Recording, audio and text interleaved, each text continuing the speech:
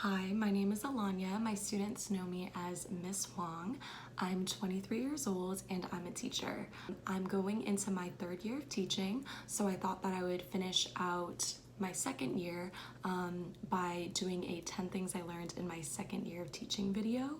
So I did that after my first year of teaching, and I think it's just really reflective for me to think about what I learned as well as to share lessons that I learned with others, especially those who are considering becoming teachers or who just want to know what it's like to be a young teacher. So to give some context, I taught special education middle school math. So that's 6th to 8th grade. The age range of my students was from like 11 to 15. So many times students and adults in the building would be like, oh, I thought you were a student. So I got a lot of that. In my 2 years, I taught at a Title I school in Tulsa, Oklahoma. So that's a majority low income school. My school had a mostly people of color student population. Yeah, that's the context of my teaching experience these last 2 years. Going into the first point, being the same teacher for the same group of students is both a good thing and a bad thing. So I was really fortunate to have taught the same group of students my first year and my second year of teaching. So if I had them in 6th grade and they stayed at the school, I would have them in 7th grade. Same for 7th going into 8th grade.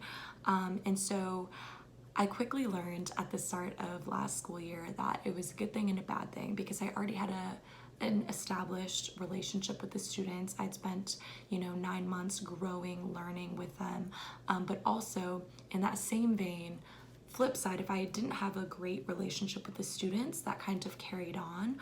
My first year, I had let a lot of things slide and I just didn't know a lot of things. I didn't study education in college, and it was like a huge learning curve for me. And so in that way, if students had gotten away with a lot of things in their first year, I thought that they could get away with it in their second year. The second lesson I learned was that I don't have to compromise who I am just because I'm a teacher. So in my first year, I was really conflicted because I had just gotten out of college and I was still trying to figure out who I was and what I wanted, but also I had a responsibility now to be a responsible adult to classrooms full of children, especially teenagers or preteens. And so I had this preconception that my life had to be a certain way just because I was a teacher. And in my second year, I kind of broke down that thinking. I started to feel more comfortable with the life that I had created for myself, and I finally embraced being who I wanted to be personally but also professionally, and that confidence in myself translated into confidence in my teaching and in my classroom, just with like classroom management and ideas that I introduced into the classroom, projects that I introduced, being able to just be a little bit more flexible and have more fun. My third point is that being open and honest with kids, even in areas of insecurity, is beneficial. For me, my age and being so young was something I was really insecure about my first year. And so the kids would always ask, like, how old are you? And they would ask personal questions like, are you married? Do you have a sister? And they just wanted to know. And I just felt like, oh my gosh, they're asking me so many personal questions, and I didn't always know how to respond to them. Sometimes I'd answer them, sometimes I wouldn't. And so I was just really inconsistent. And I think that fueled their curiosity. So a lot of times class would get, distracted because they just wanted to know these personal things about me, but I wanted to teach them because you have to like build a relationship with them and teach them at the same time. I was just insecure because I didn't want the kids to disrespect me because of my age and being young, and so I just never told them. I just like avoided answering the question. In my second year of teaching, I really started to embrace just being honest about my age, so that wasn't something that like I felt like weighed on me and that they were constantly asking questions about because I answered it. Fourth thing I learned was that giving kids more time to learn a lesson is okay and even beneficial. I had a lot of pressure on myself as a first year teacher to follow a pacing schedule, to give my students a lesson a day and to have a weekly assessment, just because that's what I felt like was expected from me. In my context of teaching special education, that was difficult because I had students with such like a wide range of abilities, and I had to all, teach them grade level content. That's what was expected of me. So I had 8th graders working on like kindergarten, 1st grade level in math, with students working on a 6th grade level. So from being only 2 grade levels behind to like 7, 8 grade levels, like that's a huge difference. And so I would have to, differentiate how I taught the same lesson, and that just takes time, to make sure that most, if not all, students understand. And in my 2nd year, I like eased that pressure. I realized that I wanted to make sure that my students really understood the content, instead of just introducing everything to them, and that I would rather them know something well versus knowing a little bit of everything but not completely knowing how to do something. And I know that different schools and different administration have different ideas about this, but personally I had that flexibility to decide. So the 5th lesson I learned that yelling out of anger or out of a strong negative emotion without like a driving purpose in the classroom is not useful for many reasons, but it takes energy out of me or you if you're the teacher when you're yelling at kids. Like, it's very tiring, especially if you're doing it over and over all day. Secondly, it's not good for kids to associate yelling to love and concern. I think, that's something that I want to break down, is that, just because a teacher's yelling at me shows that they care, or like I'm only going to follow directions when a teacher or someone is yelling at me to do so. I think that's like such a negative association that, is sometimes made in the minds of students and kids. I think that needs to be broken down. I had to be more mindful and strategic about when I would raise my voice or yell at students. My 6th lesson is when kids react negatively to something that I didn't intend to come off negative, I have to remember that it could be because of a bad previous experience. A lot of times I take things personally. I'm like, is it something I did, said? What could I have done better in that situation? But sometimes I have to remember that before me, my students had so many other teachers or so many other adults that they've interacted with that, they may have already experienced a similar experience, and in their minds, they have a memory or an association. To remind myself a lot of times in my 2nd year of teaching, to not take things so personally and to try to be more understanding that there is more that I don't know. When students, react so negative, even though I didn't intend for the situation, the conversation to transpire in that way, it's going to take understanding on the teacher's end to alleviate or to mend the situation and to make a better association in the student's mind, or just find a different way to approach talking about the topic or addressing the issue. My 7th lesson that I learned was not to connect my students' achievements or negative behaviors to my self-worth or abilities, as a teacher. And so in my 1st year, I constantly did that, and I just was feeling really bad and low about my abilities, and my self-confidence in myself was low, because I just didn't feel like I was doing a good job. And so something that I learned to focus on in my 2nd year was the relationship building and just having fun with my students and getting to know them over achievement and data that I had, focused on in my 1st year. Personally, I'm very hard on myself, and I'm very, personal achievement oriented, and I'm very goals oriented. I realized I had to separate that from how I saw myself as a teacher, because yes, test scores in the bigger scale of things are important, but for my students who were so many years behind, I think I had these unrealistic expectations of their achievement and what I would be able to do for them. And so when I wasn't able to reach them because they were so unrealistic in the first place, that really got me down. Something that I really undervalued in my first year is how much student relationships will show in test scores and grades and achievement.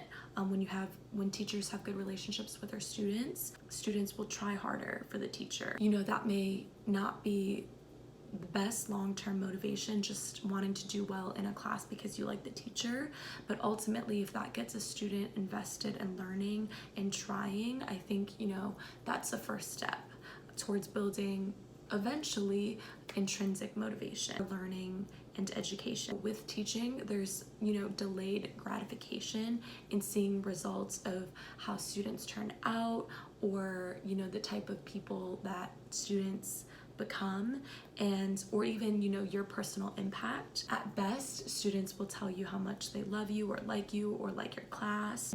It's not until like 4 or 5 years, maybe until they're like in high school or older, that I see the fruits of my labor, or just see like the life path that they ended up taking. The 8th lesson I learned was to create a classroom culture for my students of the world I would personally like to live in.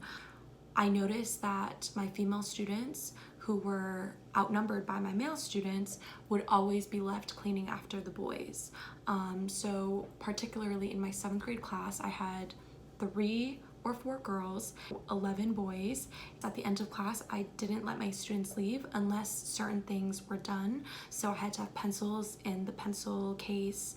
I had to have all the computers plugged up. The chairs had to be pushed in. The floors couldn't be dirty. And there was a class leader who was technically supposed to take care of that, but given whether the class leader was there or not, or whether the class leader was having a bad day, I still had the expectation that everything had to be clean, like before the class left my class, even if that meant that they had to stay after the class period, the bell rang. Because my girls just wanted to leave and they wanted to be on time to their next class, they would always end up cleaning up for the boys. So I was like, no, I don't want the girls to feel like that they have to do this, because, you know, that's already a message in society that women have to clean up after men, and I don't want the boys to think that, oh, I don't have to do anything because the girls are just gonna clean up for us. So there was one day that I let all my female students out early because their area was clean. Boys stay in the class because the class was still not how I wanted it to be for my next class. And so some of the students were just like, oh, okay, I'll push in a chair or I'll throw away garbage that's on the floor. But other students, some of my male students, really gave me a hard time. They're like, I'm not cleaning up someone else's mess. I was like, that's not my job. And so those students ended up staying after the class period was over. I let, you know, the boys who did their part or did something leave. Eventually, you know, the boys who were initially giving me such a hard time in front of the other students ended up just, you know, doing something small just to leave the classroom. And then the next day, when it was the end of class, like dismissal procedure time, I didn't have such a push from the same boys, and they just kind of were like, oh, fine, I'll just do it just so I can leave. But ultimately, as a teacher, as a person, whatever world that you would ideally like to live in, that's what you have to teach. The 9th lesson that I learned is that kids, or our students, are doing the best that they can with what they have. A lot of times in the classroom, you may have some students, or a student in particular, that having a hard time with. I definitely had those instances, and they were disruptive, they were negative attention seeking. What I eventually had to realize is that maybe they need help and they're just not asking for it. You know, maybe they didn't learn that asking for help is okay or something that they should do. And so instead of asking for help, raising their hand, they're waiting for it, acting out to get that attention so that you'll go over there and help them. Something that I realized that I had to teach my kids is that they need to ask for help. I would have talks with my students of like, hey, you know, you guys are very lucky that there's only at most 15 of you. Some of my classes were smaller, so I'm able to help every one of you. But in your classes that you're in, like 30 students or more, the teacher's not necessarily going to be able to go to each and every one of you if you don't ask for help, if they don't know that you need help. And then also, a lot of what drives student behavior is avoidance of embarrassment. So that may actually be the source of their misbehavior. You know, if they're acting out, they just don't want to be embarrassed because they don't have the answer to the question, or don't know how to solve the problem, or they don't know where to start. And so I had to remind myself that, you know, kids are doing the best they can with what they know. And so if they weren't taught that they have to ask for help, then they are going to try to get attention, and maybe it's not in a way that as society we see as socially acceptable in the classroom. It's so easy to just say, oh, that student doesn't care, or that student doesn't want to learn. Sometimes we have to remind ourselves as teachers that kids are doing the best they can. And now on to the 10th and final lesson that I learned. You will have to repeat yourself over and over and over and over like a broken record. In one class period, I might have to repeat myself 5 times on the instructions, and that might be, you know, in part that I wasn't being clear, or I didn't make sure that I had everyone's attention when I was giving the instruction. You know, ultimately it's worth it. It's worth it to make sure that people understand what they're supposed to be doing. If the message hits, you know, the right student at the right time, it might just be impactful, and it might just be life-changing. You know, it might just be like that light bulb that turns on that is just like, wow.